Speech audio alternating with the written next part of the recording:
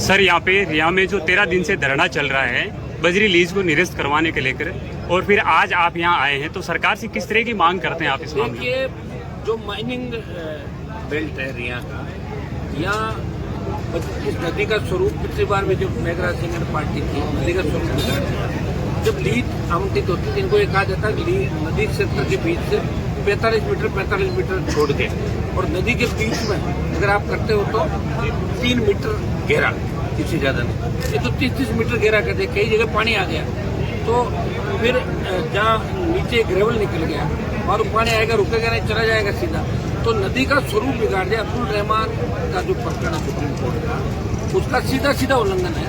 और हम बजरलाल जी से मांग करते हैं कि आप माइनिंग नीति में बदलाव करके किसानों को छोटे पट्टे दें, 1-1 हेक्टर के पट्टे, जो अपनी जमीन में लेना चाहे ठीक है, नहीं लेना चाहिए तो नहीं ले बचे। और आप ये कह रहे हो कि वो फिर नदी से ही खोदेंगे, तो फिर आपकी पुलिस लगेगी, नाके लगेंगे पुलिस, ठीक है।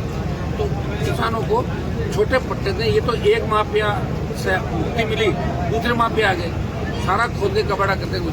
और सबसे दुर्भाग्य इस बात का है कि 5 जो माइंस अलॉट हुई है, उन 5 में 5, 7, 10 पॉलिटिकल लोग हैं। नागौर का एसपी इसके अंदर है, और हिस्सेदारी भी बहुत से लोगों की है। तो इस तरह आप देख सकते हो कि हम बहुत से mining engineer, RS, IAS, IPS, MLA, पूर्व मंत्री, पूर्व सांसद, कांग्रेस बीजेपी के साथ में अलायंस पार्टनरशिप, और इनका कुछ ज्यादा है भी नहीं अपने लोगों को। जो रिया के लोग जिसको लेकर आंदोलन करें, चंडी माता जी का मंदिर और इसको लेकर 5 नंबर माइल से 5 नंबर माइल से 13 नंबर माइल के लिए, इसमें सारे बड़े लोग हैं मार के। हमारे वाले ये जो घूम रहे हैं यहाँ पर, किसी का 1% होगा, किसी का 1.5, किसी को लाख रुपए में नौकर रखा, किसी को 1.5 लाख में, इनको तो भगाने कुछ भी नहीं मिलना, लेकिन इन्होंने ठेका ले लिया, हम ले आएंगे साहब, आप गाड़ियाँ पार कराएंगे। तो ये बहुत बड़ा दुर्भाग्य है कि आजादी के 75 साल बाद अगर लॉ एंड ऑर्डर की ये स्थिति बने। पिछली बार भी बजरी को लेकर बहुत बड़ा आंदोलन राजस्थान में मैंने किया, 1 दर्जन देवियाँ करी, तो उसके परिणाम स्वरूप बजरी सस्ती हुई राजस्थान के। हम चाहते हैं कि किसान को, आम मजदूर को, गरीब को बजरी 100, 125, 150 रुपए के अंदर पर टन बजरी मिलनी चाहिए। या जिस तरह 13 नंबर माइल से इन्होंने 2-3 लाख स्टॉक इकट्ठा कर लिया, ये तो गलत है। हम ये चाहेंगे कि इस स्टॉक की जांच करें, ये रवाना कर स्टॉक का, तो कितना कर सकते हैं। खान में इन्होंने किया, एक तो पिछली बार जब मेघराज सिंह के खिलाफ FIR भीलवाड़ा, मियाँ और जोधपुर बाड़मेर हुई, उसमें 294 रोड 50 करोड़, 2 का ही निकला, अभी 350 करोड़ का निकला वोट है। तो इससे अंदाज हो कितना पैसा कमाते हैं। रेत से कितना पैसा कमा रही है सरकार, कितना कमा रहे हैं अधिकारी, कितना कमा रहे नेता। तो गरीब आदमी फिर कहाँ जाएगा? इसके बाद तो रेत ही बेचारे, तो गरीब को रेत बेचने दो, चाहे जिप्सम हो, चाइना कलर हो, सैंड स्टोन हो, लाइम स्टोन हो, इनको खाली करके किसानों को उनके खेतों के अंदर पट्टे दिए जाए।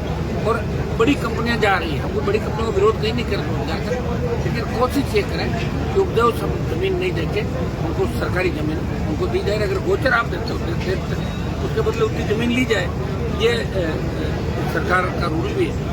तो दुर्भाग्य है, 13 दिन से यहाँ के लोग बैठे हैं। और सबसे बड़ी बात, बीजेपी के चेयरमैन खुद बैठे हुए हैं, गिरिराज लाल जी, और इस इलाके से बीजेपी को भारी बहुमत मिला था। और लोगों का ये कहना कि MLA इसके अंदर पार्टनर तो क्या, मतलब हर लीग में इलाका है तो 2%, 4%, 5% जगह रख लिया होगा, MLA का होता कि चिल्लाए नहीं, ये करते हैं। और भी कई पॉलिटिकल लोगों का नाम है, हमारे नागौर की पूर्व सांसद ज्योति बिंदा का भी नाम है, जिंटिया की माइंड चालू है। आप देखिए, अगर नेताओं को रेत का ही धंधा करना तो फिर नेता क्यों बना? रेत का काम कर लो ना, व्यापारी बन जाओ। अब व्यापार भी करना, नेता भी बनना, किसी जनता का खून चूसना, यही लूट खसोट करना, और फिर भाग जाना टाटा बाय बाय, कैसे करने देंगे भाई? अब जवानों को झगड़ा होगा, किसानों को झगड़ा होगा, अपने हाथ में कमान संभालनी होगी। नौजवान जब बदलता है, जमाना बदल जाता है। यहाँ इन लोगों को मैं साथ हूँ। इस आंदोलन को राष्ट्रीय लोकतांत्रिक पार्टी ने आज से ही हाथ में ले लिया रिया। जब तक इनकी जीत नहीं होगी तब तक मैं खड़ा हूँ। अब देखते हैं कि कौन सा बड़ा माफिया या कौन सा व्यक्ति इन गरीबों की जमीनों की तरफ आंख उठाता है और नदी का स्वरूप बिगाड़ने देगा। स्वरूप नदी हमारी चले, जिससे रिचार्ज हो, यहाँ पे पानी किसानों को सुख सुविधा मिले। हम ये चाहते हैं कि नदी का स्वरूप नहीं बिगड़ा। हम किसी के खिलाफ नहीं व्यक्ति का, लेकिन गुंडागर्दी कतई नहीं बर्दाश्त होने देंगे। चाहे कोई भी हो, कितना ही बड़ा व्यक्ति हो, अगर गुंडागर्दी करेगा तो उसका सामना राष्ट्रीय लोकतांत्रिक पार्टी सर यहाँ के अधिकारी तो नंदी को बंदी बता दिया सर। यहाँ के अधिकारियों ने तो खूब चोरी चकारी की, लेकिन दुर्भाग्य से हमारी सरकार नहीं ना राजस्थान में। हमने ज्यादा भ्रष्टाचार के खिलाफ मामले उठाए, लोगों ने हमारी सारी सीटें रख दी, एक एमएलए भी नहीं छोड़ा विधानसभा का।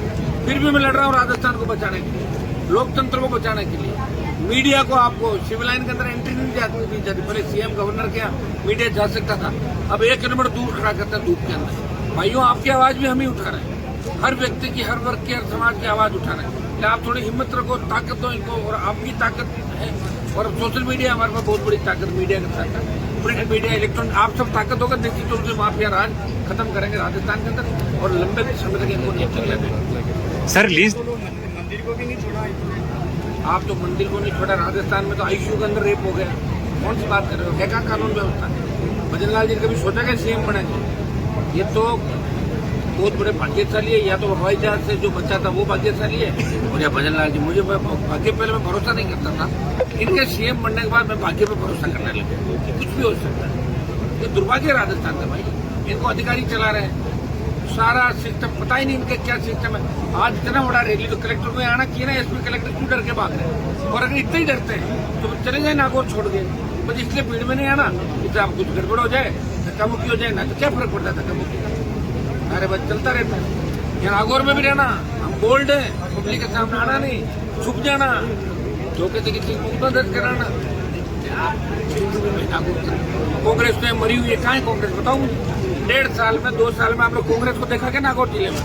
कांग्रेस मरी हुई है और बीजेपी लूट खसोट में लगी। कौन बचाएगा नागौर?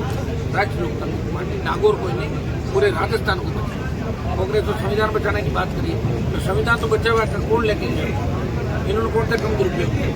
कांग्रेसियों ने आपातकाल लगाया, और जिन्होंने घोषित आपातकाल लगाया, जिनका रोज गए आपातकाल, उनका इंदिरा गांधी जी के समय कुंवरों की 10 बंदियां करी थी, आपको याद है? या तो पकड़ लोग, तो वो याद करना। कांग्रेस ने लूटा, बीजेपी ने धमके लूटा।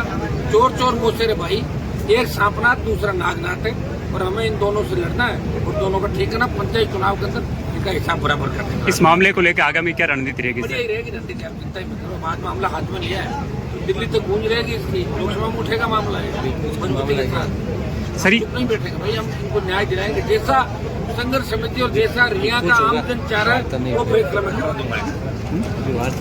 सर लीजदार का कहना है कि हमने उनसे बात करी थी, वो कह रहे हैं कि पहले यहाँ पे अवैध खनन होता था, अब हमें जो गवर्नमेंट से लीज मिली है तो यहाँ के लोगों को हम यहाँ पे फायदा नहीं दे रहे हैं कि जिनको कमीशन चाहिए वो दे नहीं रहे, तो ये हमारे खिलाफ आंदोलन करें। अगर लीज कैंसिल भी होती है ना तो लीजदारों को पूरा पैसा सरकार दे देगी, वो तो सत्य होगी। लीजदारों का हम नुकसान नहीं चाहते।